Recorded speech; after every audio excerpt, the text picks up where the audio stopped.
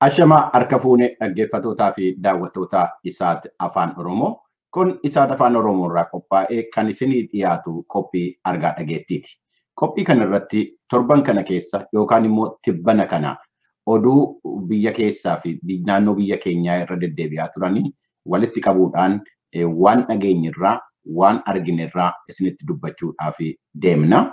Akkuma kanaan har'as roobii darbee jalqabnee hamma har'aatti waan jiru gidduu kana waan biyya keenya keessatti godhamaa jiru naannoo biyya keenya keessatti godhamaa jiru irra deebinee waan tokko tokko isinii gabaabaadhaan isinitti himuudhaaf kan yaallu yaada qabnu immoo waan nutti fakkaate irratti dubbannee isinii dhiyeessuudhaaf kan itti deemaa jirru. Akkuma kanaan egaa akka kanaan dura nama sadii taaneeti kan isinii dhiyeessaa turre haa ta'u malee guyyaa har'aa Galaaneen nu wajjin hin jirru.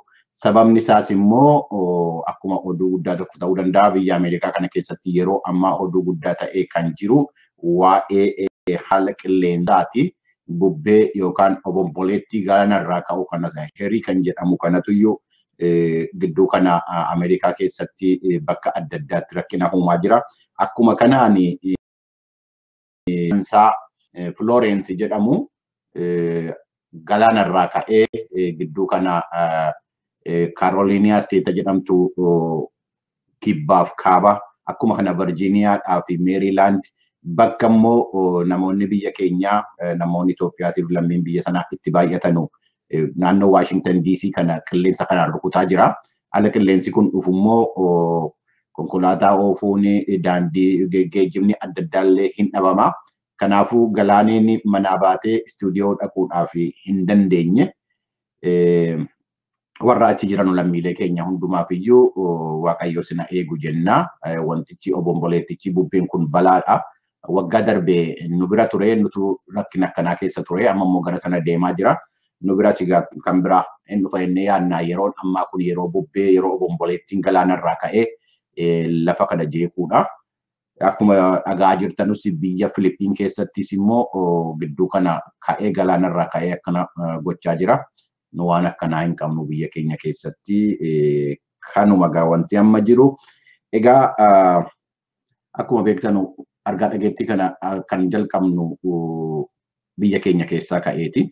Oduu biyya keenya keessa maaltu jira, maaltu deemaa jira, maaltu socho'aa jira, waan jedhu maaltu dubbatamaa jira, maaltu argamaa jiru waan jedhurraa kaaneetuyyuu dubbachuu yaalla. Kan akkuma kanaan anaaf Magarsaan har'a as jirra. Daqiiqaa muraasaaf isinii wajjiniin turra.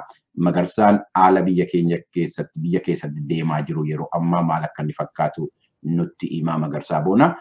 Magarsaa isinitti dabarsaa Magarsamee waan qabdu waan walitti qabaadhe dhaggeeffattootaa fi daawwattoota keenyatti himiiti itti eegallu kanuma. Tolee Bafaqaaduu galatoomii dhugaadha. Obomboleettiin bubbeen tuni Ameerikaatti hedduu ulfaattuudhaati. Ummata keenya kan naannoo DCT naannoo san jirus rabbi nagaa godhu jenna. Ulfaattuudha. Wanni kun biyya teenya hin jirtu uummanni keenya akka hamatti hin beekani bubbee ulfaattuudha.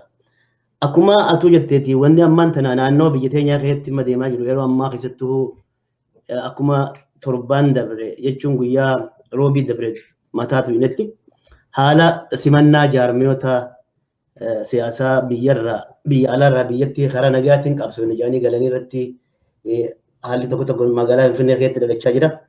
Akkuma beekamutti magaalaa Finfinneedhaa egaa jijjiiramni dhufee dhaabonni siyaasaa biyya alaa jiran warreen karaa hidhannootiin qabsoo goona jedhan mootummaan wajjin haasa'uudhaan qaamni adda addaa waliin mammareechuudhaan biyyatti dhawaatummaan galaa jiranii yeroo dheeraa gaggaluu eegalaniiti jiranii.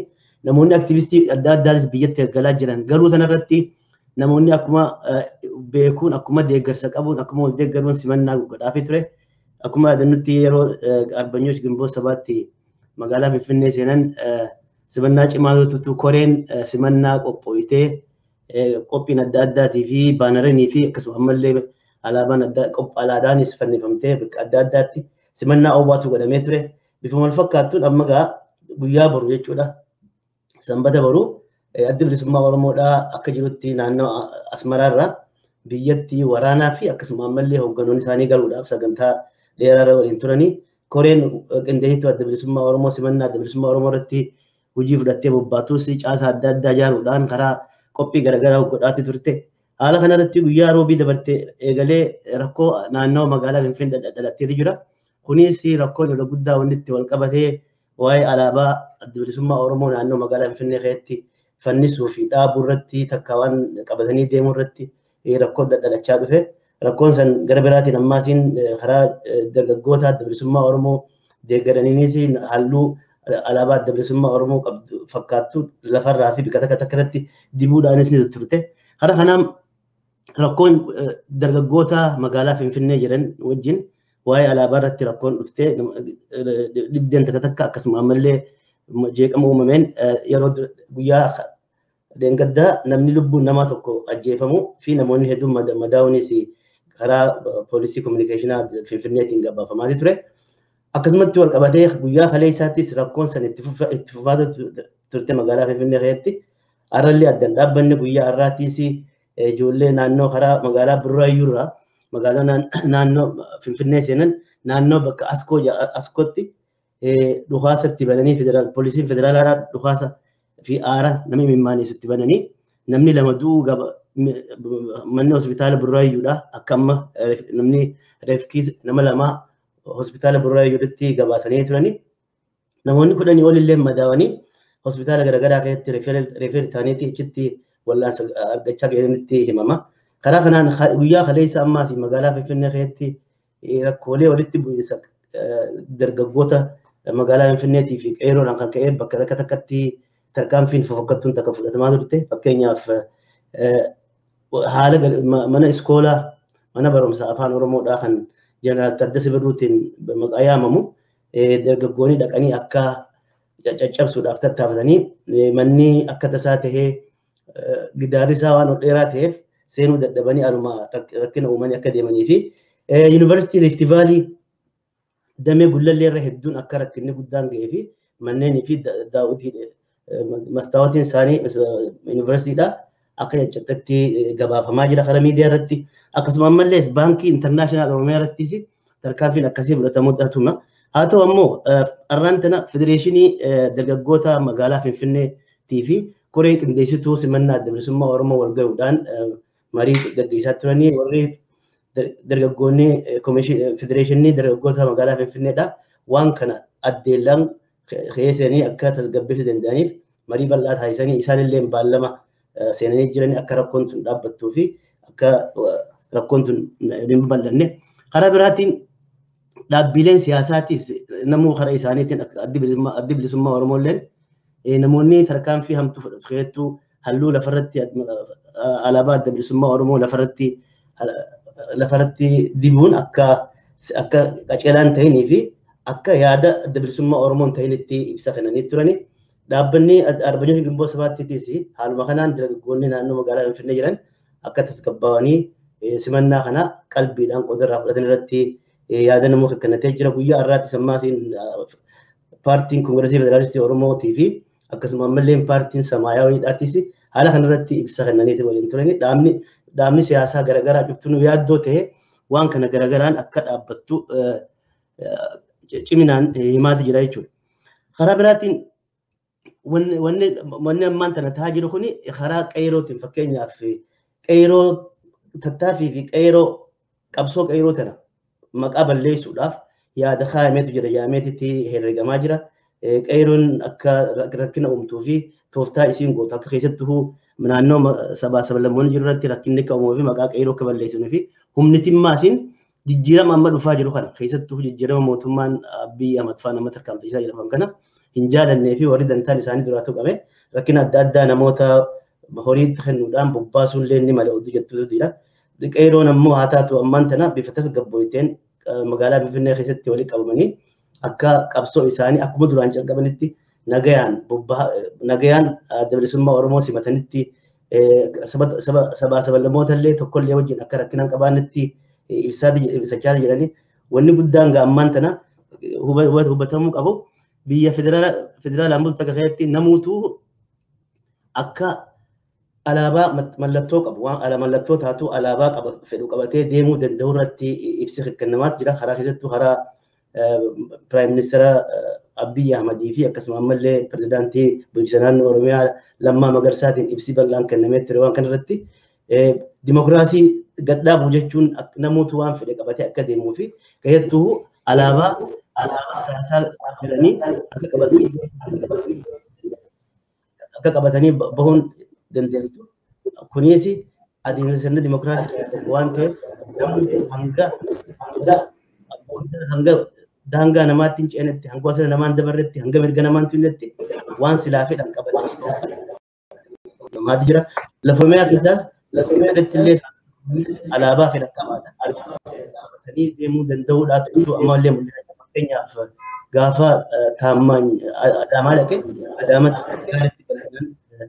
namoonni isa deeggaran akkasuma ammallee dargaggoonni Oromoo tokkonis alaabaa qabatanii isa deeggaraa turuudhaatu mul'ata. Bifuma wal fakkaatu ammaas magaalaa Diree Dhawaatti illee haaluma saniin simannaan ni mul'ata. Walumaa galatti yeroon amma tasgabbii qabuun bifa maatiin lakkoo isaanillee taatu walitti wal eegaa namoota isaanii wajjin eenyummaa isaallee firraa adda baraa suuta akka deemanii fi dhiisanii duutuma akka yaada isaanii ibsatanii biyya Finfinnee keessatti qubatan irratti namni gorsa kennaafii jira. Haaluma kanaan qeeroon amma magaalaa Finfinnee seenee bakka dirree masqalaa sanitti abduruu jala bultii guyyaa boruutiif walitti qabamanii hedduminaan achitti seenanii jiranii kaanis bika adda addaa irraa jihaa shanan karaa magaalaa Xurree karaa magaalaa Finfinnee seenuu hundaanuu bakka takka takkatti dhorkaman malee seenaatti jiranii. Walumaa galatti egaa haalli ammaan tana jiru magaalaa Finfinnee keessatti bifa akkanaaf fakkaataa meegaa waan kana caalaa bafqaadu barumee waan itti beeksisaa barulaalleetti guyyaatti aanoo irratti mari'an. Gaariidha galatoomii Magarsaa haalli jiru waan nama sodaachisuudha waan nama leeyyaasisuudhas isa har'aa miti kan yaannu rakkin har'aa namni lama sadiis du'uu hin danda'a madaa'uus hin danda'a. Wanti kun akka kanaan itti fufataanaan boriif gaarii miti karaa lammaniiyyuu karaa kamiiniyyuu ta'u abiddaan taphachuudha. Eenyuyyuu tulluu diiguu hin dandeenye ittuu dhiibuu baate gaariidha. Wanti barbaachisu karaa adda addaatiin qawweedhaan waraaraan walli yaalameera. Bu'aan inni fide hin jiru karaa nagaatiin yaalama jedhamee immoo warri qawwee qabatanii jiranis qawwee isaanii lafa kaa'anii gara nagaatti deebi'anii karaa nagaatiin waan barbaannu argachuu yookaan immoo bu'aa saba keenyaa argisiisuu hin dandeenya hin yaalla jedhanii deebi'aa jiru. Wanti kun eenyuuf iyyuu gammachuu ta'uu qaba. Lammiileen biyya sanaayyuu nagaan Oromiyaa keessatti bu'u nagaa biyya sana keessatti bu'uudha. Yoo boora'es immoo akkana nagaadhuma biyya sana waan booressuudha. Ittuu ta'ee hundumtuu lammiin biyya sanaa ba'ee nagaa biyya keessatti buusuudhaa fi nagaadhaan baga dhuftanii baga galtanii wajjin dhaabbannaa wajjin hojjan jedhe yoo dhugaadhuma biyya sanaaf hin yaadanne ta'e jedhanii ba'aniituyyuu simachuutu irra ture malee maaliif kana qabattanii baatu maaliif akkana gootu wanti jedhu hin jiru. Kamiin iyyuu taanaan karaa alaabaatiinis yoo ta'e seeraan murtaa'ee heeraan murtaa'ee kana alaabaan biyya sanaa wanti jedhamu hin jiru. Alaabaa kana immoo abaluu qabatee bahuu hin danda'u wanti jedhamus immoo seeraan wanti taa'e hin jiru. Kanaafuu mootummaan amma danda'ametti heeraa fi seera kabachiisuudhaaf wanti jarri gochaa jiru waan jararraa eegamuudha. Kanas hin godhu jennee yaalla. Karaa biraatiin egaa amma wanti guddaan miidiyaan waan kana irratti gabaasuu itti gaafatamummaa guddaa qaba. Fakkeenya biyya adda addaa ala ilaallu walitti bu'iinsa sabaa yookaan walitti bu'iinsa fedhii intarestii adda addaa gidduu jiru kanarratti kan caalaa abiddatti naqu beenzilatti naqu miidiyaadha. Miidiyaaleen biyya keessa jiranus itti gaafatamummaadhaan kana hojjechuu hin danda'u qabus jennee yaadna. Har'ama riippoortii tokko ilaaleen ture gaazexaan riippoorter jedhamu waa'ee kana naannoo piyaasaatti waan ka'e kaasee gaafa gabaasu waan hin taane waan jararraa hin eegamne yookaan waanuma qaama miidiyaa tokkorraa hin eegamne kaasee gabaasee yoo ilaalle maal jedhaa namoonnidhaan gara 700 ol ta'anu konkolaataa adda addaa irratti fe'atamanii bakka adda addaatii dhufanii Finfinneetti galanii billaa harkaa qabu ulee adda addaa irratti immoo mismaara rukutatanii kana qabanii dhufuu magaala galanii kana diigaa jiru jedhee afaan Amaaraallee warra dubbachuu hin dandeenyedha jarri kuni waan jedhee barreesse qaba. Wanti akkanaa kun balaa qaba. Waan kanarraa of qusachuu barbaachisaa. Yoo wanti ta'e jiraate iyyuu social responsibility wanti jedhamu miidiyaa keessa jira. Kanatti fayyadamanii gara namni tasgabbaa'uu danda'u irratti yoo gabaafame yoo dubbatame amma danda'ame immoo wal gorsuu irratti yoo hirmaatame gaarii natti fakkaata. Karaa kanaan egaa akkuma jette mootummaan qondaaltonni mootummaa adda addaa hooggantoonni paartiilee adda addaa keessumaa immoo hooggantoonni Gimboot Sabaattii fi adda bilisummaa Oromoo akkasumas poolisiin federaalaa ba'anii uummatatti dubbachaa turanii. Pirezidaantiin naannoo Oromiyaa Lammaa Magarsaas muummichi ministeeraas ba'anii waamicha gochaa turanii. Akkuma kanaati jaarsoliin biyyaatii fi abbootiin amantiis immoo kana keessatti hirmaatanneetuma abdii qabna. Kun waan nama gaddisiisudha. Akkuma jedhee har'a miti kan sodaachisu boriif garamitti deema kuni. Akkuma jedhamu Finfinneen Oromoodhaaf marsamtee jirti. Dinagdeen magaala sanaas immoo jireenyi magaala sanaa nageenya naannoo sanaa irratti waan hundaa'udha. Kanaafuu hundumtuu akkuma bakka bu'aan adda bilisummaa Oromoo jedhanii alaabaan fannifamu kunis waan borii simannaa kana duwwaa irratti waan ta'udha. Isa booddee hin dhaabbata.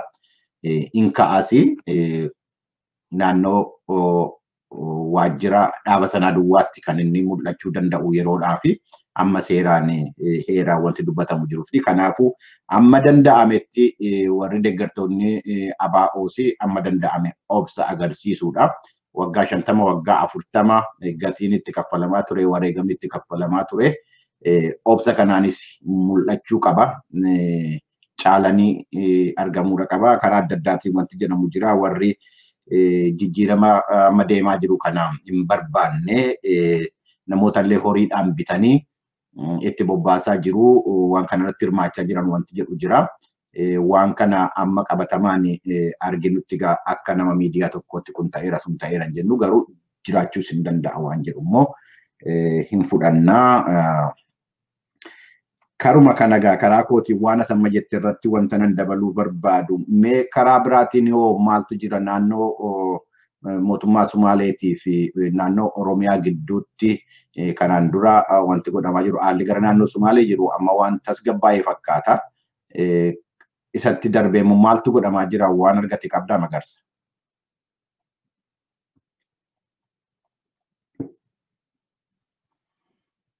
Magarsa.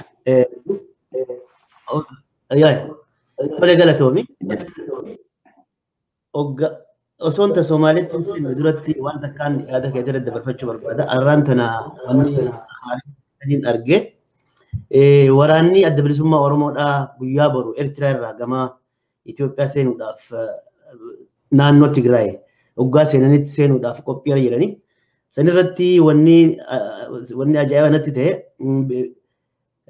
magaalaa Zaalambassaa waggaa seenanitti biiroon dhimma kominikeeshinii naannoo Tigraay hoogganaan ijaarsa dandeettii obbo Walda Gabriel Asgidoom akka jedhanitti simannaan cimaan akkachitti godhamuufii fi naannoo sanitti inumaatuu cireen ganama bireekfaastiin akka isaanii qophaa'ee jiru. Akkasuma ammallee guyyaa magaalaa Maqaleetti maasiin guyyaa keessa laaqanaaf affeerraan akka qophaa'ee jirutti himamaa jira. Tanumaafuu gaamee yoo dhugaa taate wanti akka qophaa'e taate guddina gaariin naannoo san jira jechuun barbaade. Dhuga akkuma jetteeti miidiyaan shoora guddaa taphataa hawaasa keessatti akkuma beeknutti biyyoota garaagaraa biyyoota adda addaa tan miidiyaan yaada dogoggora akka malee barreessuu fi gabaasuudhaan rakkina hawaasa gidduutti uumee biitti rakkina keessa hin teenye agarra. Miidiyaan waan gabaasan kana itiksii silaawannaa eeggatanii sirna eeggatanii yooni waan gabaasuu malu waan uummataan dhaqqabu malu irratti fuula deeffatan gaarii amma sooshaal miidiyaa akka feesbuukii fa'aa irratti wanni deddeemaa jirtu hedduu waan nama garaa nama balleessu garaa nama nyaatu fa'aa deddeemaa jira. Kanumaan akkuma jetteeti naannoonni ollaa Oromiyaadhaa naannoonni Somaaleedhaa ammaan tana bulchiinsi akka gaariitti sirnaan qaceellotti miilaan gad dhaabbate keessaa tokko jedhameetii fudhatama. Isattuu egaa pirezidaantiin Haareen ammaan tana filame kana kaabineen Haareen dhimma ijaarame kunis kaabinee hojii cimaa hojjechuudhaaf if qopheessaa jiran ta'uudhaatu himamaa jira. Haaluma kana wal qabatee guyyaa har'aa jila manguddoo Somaaleetiin hoogganamu jila tokko naannoo magaalaa Adaamaatti waajjira bulchiinsa naannoo Oromiyaa waajjira pirezidaantii Lammaa Magarsaatitti jilli tokko har'aan tan achitti marii guddaa godhaa oolanii marii sanarratti aadaa Oromoonii fi Somaalee waliin qabaachaa turte aadaa bara dheeraadhaaf waliin qabaachaa turan kaasanii rakkoolee duratti daangaa irratti isaan qunnamullee tan akka aadaatti isaan qunnamu waan bishaanii fi mayiraa irratti isaan qunnamaa turellee akka aaduma sabni lamaan qabuun manguddoodhaan rakkina sanii eeggachaa turan eega kaasanii booda amma bifa sanitti deebi'uudhaaf fuula duraas rakkoo isaan gidduu dhufte karaa nagaatiin akka fixachuu ta'an irratti marii bal'aa gaggeessanii rakkoolee ammaan dura isaan gidduu dhufte kan Oromoota hedduu naannoo Somaaleetti akka baqatan isaan taasiftee fi kan rakkina uumame akkasuma mallee Somaalonni gariinis Oromiyaa keessaa baqatanii turan akka waldiddaa fi rakkina Somaalee fi Oromoo gidduutti hin ta'inetti jala harreeqanii bira dabranii haaluma kana wal qabatee amma fuula duraas rakkina kana qaceellootti bal'inatti haasa'uudhaaf konfiraansii uummata lamaan kana hirmaachisu konfiraansii bal'aa tokko yeroo gabaabaa keessatti yaamuudhaaf akka irratti walii galaniitti adda ka'anii gaafa san abbootiin gadaatii fi manguddoon Oromoo akkasuma ammallee manguddoon Somaalee hayyoonnii fi ogeeyyiin siyaasaadhaatii fi aktivistoonni Somaalee hedduun irratti argamu jedhameeti eegama. Haalli naannoo Somaaleetii fi Oromiyaa gidduu jettu Bafaqaadu amma duratti guyyuu naannoo sanitti lolli taa'amee guyya tokko naannoo dhiyaa Harargee gaafa tokko Bahaa Harargeetti gaafa kan ammaas naannoo Baalee Gujii Booranatti rakkoon adda addaa naannoo Moyyaaleetti dhufte guyyuu nama amma dura gabaasaa turre ammoo haalli san ammaan tana qabbanaa'ee nagayni akka waan bu'aatti dhufaa jira fakkaatti.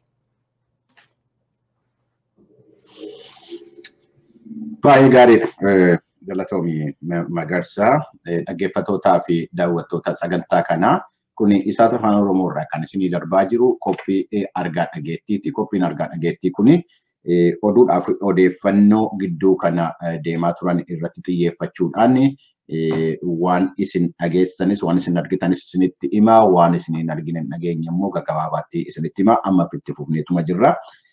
Akkuma kanaan duraagaa oduu biyya keessaa duwwaa miti kan tuttuqnu naannoo biyya keenyaas maaltu deemaa jira waan jedhu hin tuttuqnaa sababni isaas tokkoffaa beekuu qabna naannoo keenya keessatti maaltu deemaa jira addunyaa kanarratti maaltu deemaa jira waan jedhudha. Lammaffaa immoo jibbinuuf jaallannu sal tokko wanti naannoo biyya keenyaa keessatti ollaa keenya keessatti deemaa jiru nu tuquunsaa hin oolu nu fayyaduunsaas hin oolu miidhaa duwwaa hin qabu gaariis hin qaba maaltu deemaa jira maaltu nu fayyada waan jedhuu fi odeeffannoo walii kennuun gaariidha. Akkuma kanaan egaa ollaan keenya tokko biyya keenya tokko Eertiraadha. Torban darbee akkuma dubbanne ayyaana haaraa Itoophiyaatiin wal qabatee daangaan biyyoota lamaan gidduu jiru ifatti banameera keessumaa immoo karaa Zaalambasaatii fi karaa Bureetiin banameera. Eega banamee booddee immoo maaltu ta'a waan jiru eeggadda dubbatamee ture geejjibni lafaa biyyoota lamanii gidduu akka itti fufu dubbatamee ture himameera. Akkuma kanaan amma gara Addigiraat irraa gara Tigraay irraa gara Asmaraatti atoobisiidhaan deemuun jalqabameera. Akka odeeffannoo nama jirutti gatiinsa birrii 200 duwwaadha Addigiraatii ka'anii Asmaraa deemuudhaan kun waggaa 20 dura waan turedha. Kun tarkaanfii gaariitu fudhatamaa jira waan jedhu agarsiisa. Waa'ee sharafaa kan immoo biyyi lamanuu horii adda addaa qabu. Kan Eertiraa akkuma beekamu naaqfaadha. Kan Itoophiyaa birriidha. Akkamitti jarri kun immoo karaa warri sabni daangaarra jiru maaliin bitee gurguraa waan jedhu gadda kaafnee seeraa wanti dubbatame hin jiru jennee amma akka odeeffannoon tokko himanutti biyyoonni uummanni daangaa biyya lamanii irra jiru horii lamaniin iyyuu fayyadamaa jira waan jedhudha. gamanattis naaqafaadhaanii gamasittis birriidhaan wal bituun hin danda'ama jira. Wanti kun biyyoolessa hunduma keessatti iyyuu Eertiraa fi Itoophiyaa keessatti hojjetamoo daangaa biyya sanaa duwwaa irratti hojjeta daangaa biyyoota lamanii duwwaa irraa hojjeta wanti jedhu fuula duratti waan murtaa'uudha akka saattigaa gaariidha wanti godhamaa jiru. Akkuma sila Magarsaan kaase immoo amma waraanni adda bilisummaa Oromoo Eertiraa irraa ka'ee gara biyyaatti gara Oromiyaatti gara Itoophiyaatti deebi'aa jira. Karaan jarri dhufee karaa Zaalambassaatti karaan dheengadda baname kanarra dhufanii Zaalambassaa darbanii Addigiraatiin keessatti achis Maqalee keessa galuu akka odeeffannoon tokko himutti loltoonni karaa sanaan dhufanii gara 1,000 fi nama 1,300 hin ta'u jedhanii warri biraa immoo karaa biraatiin kan galan jiru. Warri kanaan dura Oromiyaa keessa turan biyya keessa turanii bakka adda addaatii jiranuu waliigaltee mootummaadhaa fi ABO gidduutti uumameeni kaampii adda addaatti deemuu danda'u. Jarri kun garuu warra Asmaraadhuma keessa duwwaa turanidha. 1,300 warra Asmaraa turanii karaa sanaan galaa jiru jedhanii warri karaa biraa galas immoo jiru jedhameetu yaadama. Jarri kuni akkuma sila Magarsaan himetti Addigiraatii fi Maqaleetti simannaan hin godhamaaf jedhameetu iyyuu yaadamaa dubbatamaa ture. Amma immoo waluma dhageenyu Maqalee Addigiraa keessatti ciree kana Maqaleetti immoo laaqanas nyaata qopheessanii keessummeessaa akka jiranudha kan dubbatame. Egaa wanti kun gaariidha. Kana godhe taanaan waldi naannoo Tigraay bulchaa jiru waan gaarii nageenya biyya sana keessatti bu'uu deemuu jiru kanarratti gumaacha guddaa gochaa jiru jechuudha. Karaa kanaan wanti dubbatamaa jiruu fi fedhii mataa isaanii qabu. Poolitikaan tapha adda addaa of keessaa qabdi. Fedhii mataa isaanii qabu garuu loltoota ABO'tii fi Tigraay keessatti simannaan godhamee fi waan gaariidha. Kun biyya keessattis Finfinneettis iddoo adda addaattis akkuma kanaan akka itti fufuu abdii qabna. Kana Eertiraadhaa fi Itoophiyaa gidduu haalli jiru. Karaa biraatiin immoo ammas Eertiraan fi biyya Misirii walitti dhufeenya haaraa gochaa jiru. Eegaa torban darbe Itoophiyaan fi Eertiraan wal arganii daangaan kunis baname booda eega immoo Sumaaleen, Jibuutiin fi Itoophiyaan walitti dhufanii waa'ee walitti dhufeenya jara biyyoota lamaan sadan afuran gidduu jiru irratti eega dubbatanii booddee Ministeerri dhimma alaa biyya Misirii kamisa gara Eertiraa deemanii qondaaltota mootummaa Eertiraatii wajjiniin haasa'aniiru. Walitti gidduu deddeemuun Eertiraatii fi Misiri kun waan haaraa miti. Akkuma yaadatamu waxabajjii darbe keessa bara 2018 pirezidaantiin Eertiraa gara Kaayiroo dhaqanii achitti marii gochaa turanii. Egaa inni amma immoo kan biraati marsaa biraati maaliif Ijipti naannoo sanarratti intarestii guddaa qabdi, dheebuu guddaa qabdi, sodaa guddaas qabdi. Walitti dhufeenyi Eertiraadhaa fi Itoophiyaa Sumaalee gidduutti uumamaa jiru kuni Jibuutii gidduutti uumamaa jiru Sudaan Kaabaatii Kibbaa gidduutti uumamaa jiru keessatti yoo itti siqtee itti dhiyaattee waan kana hin hordofne gumaacha gochuu qabdus yoo hin gootu ta'ee iseedhaaf rakkisaadha. Maaliif jireenyi jaraa kanammoo kan walitti fidu laga Abbayyaati. Laga sanarratti laga Naayil irratti intarestii waan qabanuudhaa fi akka jarri jedhetti kanaan walitti dhufeenyi amma yookaan walgahii nama Eertiraanii fi Misiriin godhanii biyyoota lamaan gidduu walitti dhufeenya jiru jabeessuu nageenya uumuudhaa fi acha gaanfa Afrikaa sana keessatti nageenya uumuudhaa fi sochii godhamaa jiru keessatti qooda fudhachuu jajjabeessuudha wanti jedhee dubbatame jira. Haasaa yookaan immoo qooqa dippiloomaasiitiin. Karaa biraatiin egaa wanti kanaan dura dubbatamaa ture Galaana Diimaa irratti iddoolaa yookaan immoo dasseetii Ayislaandii dasseetii Daahilaak jedhamu irratti Ijipti buufata waraanaa qopheeffataa jirti qabdi jedhamee wanti dubbatamaa ture jira. Yeroo adda addaatiin aalamaa ture. Isarrattis wanti sun jira laata waan jedhu amma odeeffannoo kana waan isinitti hin qabnu. dhugaa Daahilaak irraa Ijipti buufata waraanaa qabdii laata waan jedhu hin beeknu amma ammaatti karaa fuula duratti yoo odeeffannoo arganne itti deemna ta'a. Kanaan dura garuu dubbatamaa ture, gabaafamaa ture. Karaa biraatiin immoo Sudaanii fi Gibsi Ijipti karaa tokko tokkoon waliigaluu irra jiru akkuma kanaan dura deddeebifnee gabaasnee karaa misoomaatiin waliigalanii wajjin hojjechuudhaaf hojjechaa turanii akkuma kana immoo lafa Haayilaab jedhamu irratti wal lolaa turanii lafni kun gara Eertiraatii fi Sudaanii fi Ijipti walitti dhufuu irratti walitti dhiyeenya qabdi. Kana irrattis jarri kun yeroo adda addaa wal lolaa turanii walitti dhufanis immoo mari'achaa turanii marii amma gidduu kana Eertiraanii fi Ijipti yookaan Misir jalqaban irratti dhimmi lafa sanaas hin ka'a jedhameetu yaadamaa jira. Karaa biraatiin immoo ammas dhimmi laga Abbayyaa kun waa baay'ee fidaa jira. Isaan dura garuu kanaan dura Sudaan kaabaa Ijiptii fi Eertiraa komachee turte. Maaliif namoota nageenya koo jeeqanuu hidhachiisanii gargaaranii natti fidanii na jeeqaa jiru. Narraa dhaabuu qaba jettee komii dhiyeeffattee turte. Keessumaa immoo bakka Kasalaa jedhamutti bakki kun bakka Eertiraadhaa fi Sudaaniin akkasii Itoophiyaas immoo daangessuudha. Biyyoonni lamanuu Eertiraanis ta'e Misir waan kana hin soba jedhanii dhara jedhanii dubbatanii bira darbaniiru. Egaa akkuma kaasnee dhimmi laga Abbayyaa kun ammas cimee deemaa jira jechuun Misir waan kana irratti hirriba hin qabdu.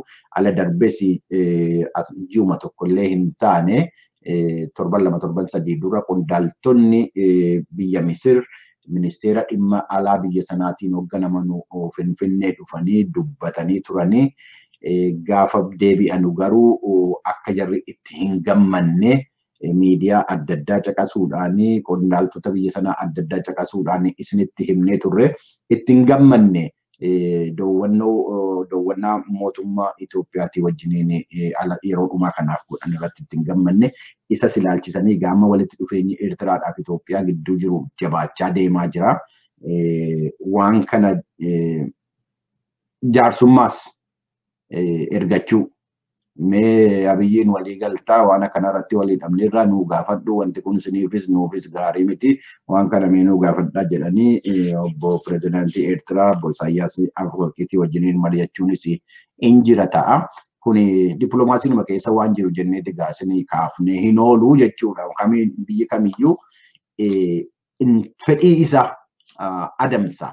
Strategic interest isaa adamsa. Kanaaf fedhii sana immoo karaa kamiin fiixaan baafachuu danda'a yookaan immoo rakkoo dhufuu jiru akkamitti hir'isuu qabbaneessuu danda'a waan jedhu yoomiyyuu kan ilaalamu kanarratti isin nu caalaa beektu caalaan keessanii. Kanaaf biyyi kun lama wajjiniin dubbachaa jiru achitti kan Ijiptii fi Eertiraa kana fakkaata. Kan biraa Sudaanii keessaa Sudaan Kibbaatii fi Sudaan Kaabaa yeroo adda addaa hojii ollaa keenya waan ta'aniif maaltu achi keessatti deemaa jira waan jedhu kaasnee dubbannaa. Caalaa immoo waa'ee Sudaan Kibbaa kana keessatti waan ta'aa jiru yeroo adda addaa dubbachaa jirra. Wal lolaa turanii wal waraanaa turanii amma gidduu kanaaf Finfinnee keessatti walii galanii walii mallatteessaniiru. Kun waan gaariidha yoo itti fufa ta'ee naannoon karaa sanaa Oromiyaadhaanis karaa Gambeellaa karaa Beenishaangul karaa adda addaatiin nu daangessa. Rakkinni gara sanatti uumamu biyya hundumaa jeequu waan danda'uudhaaf ala darbee Gambeellaadhaa fi naannoo bulchiinsa naannoo Sudaan Kibbaa naannoo Gambeellaa jiru gidduutti waliigalteenis akka mallattaa'e dubbannee turre. Egaa mee yoo itti fufa ta'ee waliigalteen jarri Finfinneetti gidduu kana mallatteesse waan guddaadha. Yoo lolli sun dhaabbatee hundumti waliigalee gara nagaatti deebi'a ta'ee rakkinni naannoo gaanfa Afrikaa jiru suni baay'ee hir'achaa deemaa. Kan amma afaa jiru waan Sumaalee keessatti gochamaa jiru Alshabaabii fi Sumaalee gidduu waan jirudha. Harki Abiyyi Ahmad faa amma makka dheeratee deemu hin beeknu eenyutu beekaa borimmoo Alshabaabii fi mootummaa Sumaalee walitti araarsanii biyyi sunis waggaa 30 caalaa rakkina keessa turterraa hin dandabattee deebitee biyya taati ta'a. Naannoon sun immoo guddatee dinagdeedhaan guddatee naannoo nagaa qabu ta'uu danda'a ta'a. Jeequmsa keessaa ba'ee beelaa fi gadadoo keessaa hin ba'a ta'a. Meen ilaallaka. Kanaaf amma Alshabaab duwwaadha. Alshabaab mootummaa Sumaalee duwwaadha jechuun kan danda'amu. Karaa biraa Sudaan kaabaati mootummaan Albashirii rakkina keessa jira yeroo ammaa rakkina horii rakkina dinagdee keessa jira. Karaa adda addaatiin gargaarsa gaafachaa jiru, riifoormii adda addaas gochaa jiru. Pirezidaantiin biyya sanaa gidduu kana muummee ministeeraa haaraa muudaniiru. Isa duwwaa ittuun ta'een immoo kaabinee isaanii keessatti waa jijjiirama uumaniiru. Kana kaabineen biyya Sudaan kanaan dura kan ture ministeera 31. Inni nun barbaachisu jedhanii pirezidaantiin biyyichaa gara 21tti gadi butaniiru. Kun egaa dinagdee keenyaaf nu gargaaraa waan jedhan qabu fakkaata. Karaa sanaan kan godhamaa jiru kana wanti nu isinitti himuu dandeenyu har'aa fi hanqaraa kootiin naannoo biyya keenyaa irratti maaltu godhamaa jira maaltu ta'aa jira waan jedhu gabaabinaan kanumaan qaba.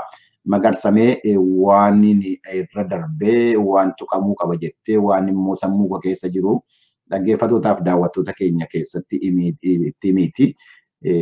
Sagantaa keenya xumurumatti deemnaati. Tolee, Bafaqaaduu gaariidha. Bal'inaan keessa baatee jirta. Waa'ee yaaddoo qabu kan naannoo Somaalee Alshabaab kanatti hin xiqqashu jechuu barbaada. Dhugaadha. Karoorri Abiyyi Ahmad faan gaafa Afrikaa kana nagee buusuudhaa fi walitti araarsaa jiran bakkiin maanta nahudaatti hin dadda'iin bakkii hin dhaqqabin naannawaa Somaaliyaa keessatti rakkoo Alshabaabii wajjin jiru sani. Jirri jaarmeenii maanta Alshabaab kun akkamitti waliin haasawamtu nama rakkisa. Jaarmee karooraa fi kaayoo galii qabdu ifa baay'ee akka jaarmee qabu miti. Kanaafuu rakkina guddaa kan naannoo gaafa Afrikaatti gama boodaatti ta'u taa'u isma. Waan reefuun tana ati kaafte tan amma egaa Eertiraatti Isaayyaas Afwerqii faan jara Eertiraatti wajjin walitti mammareechuun eega dhufte. Eega Itoophiyaa fi Eertiraan obbolummaa hariiroo cimtuu waliin qabaatan biitii Ijiptiidha tarii laataati mee Isaayyaasiin Abiyyi Ahmad faa wajjin xiqqoon mari'adhu jechuun hin tun jiraati. Maaliif warri Ijiptiidha wanni isaan guddaan waa hunda caalaa itti rakkatanii ittiin cinqaman waan bishaan Abbaay kana bishaan Abbayyaa kana bishaan kun isaanitti waan guddaa maaliif jireenyi isaanii bishaan kanaan jiraatan. Yoo bishaan kun irraa tuqame yaaddoo guddoo isaan seena. Ammaan tanaa eegaa kuurii hidhaa laga Abbayyaa tan eegalamtee waan silaa qonnaa takka waan bishaan hedduu isaan feesu dhaabaati jiran. Ammaan tana Masrii keessatti duratti ruuza hedduu oomishanii ruuza akkan oomishne amma dhaabaa jiran ruuzni bishaan hedduu fudhata jechuudhaan amma biyya biraatti fa'aa akka deemanii oomishanitti tattaafachaa jiran waan amma isaan bishaan hedduu isaan irraa hin barbaannetti fudhateeffachaa jiran. Yoo danda'ame biyya akka Itoophiyaa fa'aa biyya biraa fa'aa wajjin hariiroo uummachuudhaan achitti qonna isaanii tan ruuzaa tana achitti babal'ifachuudhaaf yaada qaban. Ijiptiin Masriin ganama hirribaa haatee wanni isaa niwuspeepara bitanii wanni isaa wal gaafatan. Abbaay akkamitti bulee naayil akkamitti bulee dhawaa irratti wal gaafatanii uummanni akka uummataatti walii galattee jechuudha. Kanaafuu waa hin oolamne gara biraatiin ammaa seen akkuma jettitti Suudaan Umar al-Bashir kaabinee isaa jijjiiree gad xiqqeesseeti jira. Wanni takka jira dabalu gaafattoo Chaayinaa dhaqanii marii Afrikaa sanarratti qoodarraa fudhatan sanarratti bulchaa piraayim ministeera Chaayinaatti wajjin wal arguudhaan akka liqiin akkuma Abiyyi Ahmad faadhaaf sirrootetti liqiin akka irraa sirrootuuf gaafatanii kaan ammaan tana oduu argadhetti doolaara miliyoona 88 akka dhiifama godhaniifitti warri Chaayinaadhaa dubbatamaa jira. Kanaafuu rakkoon Suudaan kibbaa Suudaan booroo jechuudha Suudaan guddoo karaa dinagdeetiin qabdee hacuuccee qaaloominni meeshaadhaatti guddatee dhufe kuni ofirraa xiqqeessuudhaaf tattaafachaa jiranii. Meegaa akkasitti haganamaa irratti dabaluu barbaada Fiqaadu. Galatoomii Magarsaa isinillee dhaggeeffattootaa fi daawwattoonni keenya galatoomaa. Egaa isa har'a asuma irratti fixuudhaaf deemna. Akkuma jennu Oromoon naannoo Finfinneetii fi bakka biraatillee dhuftanii hooggantoota fi loltoota adda bilisummaa Oromoo simachuudhaaf qophaa'aa jirtanuu simannaa gaarii isiniif haa ta'u. Akkuma kanaan immoo simannaa kanarrattis sabrii guddaa akka sabni keenya qabaatu, dargaggoonni keenya akka qabaatu abdii qabna. Oromummaan kan ittiin mul'achuu danda'u naamusa, safuudha qabna. Kanas agarsiisuu barbaachisa. Wanti chaalenjii nama godhu, wanti nama aarsuu danda'u, wanti nama tuttuquu danda'u muudamuu danda'a, uumachuu danda'a. Kana gochuudhaaf qophaa'anii warri eegan, warri taa'anu jiru. Kana sabriidhaan obsaan bira darbuudhaa fi jaraafillee beekumsa, barumsa kennuu barbaachisaadha. Maaliyyuu wanti ta'uu qabu hin oolu yoomiyyuu taanaan. Kanaafuu sabrii barbaachisaa. Warri simannaadhaaf qophaa'aa jirtanuu simannaa gaarii isiniif haa ta'u. Warri biyyattis immoo galaa jirtanuu baga nagaadhaan biyya keessanitti galtanii boqonnaa gaarii godhaa. Fuula duratti egeree biyyaatii fi egeree sabaa irratti immoo waliigalteedhaan karaa haala qaroomeen akka mari'attan abdii qabna. Sagantaa keenya kanarraa asirratti fixnaa. Wixataa sagantaadhuma wal fakkaatuun oduu adda addaa, oduuwwan haaraa qabannee isiniif dhiyaanna. Ammasitti bakka jirtanutti fayyaa ta'aa, wal jaalladhaa, wal gargaaraa, nagaatti.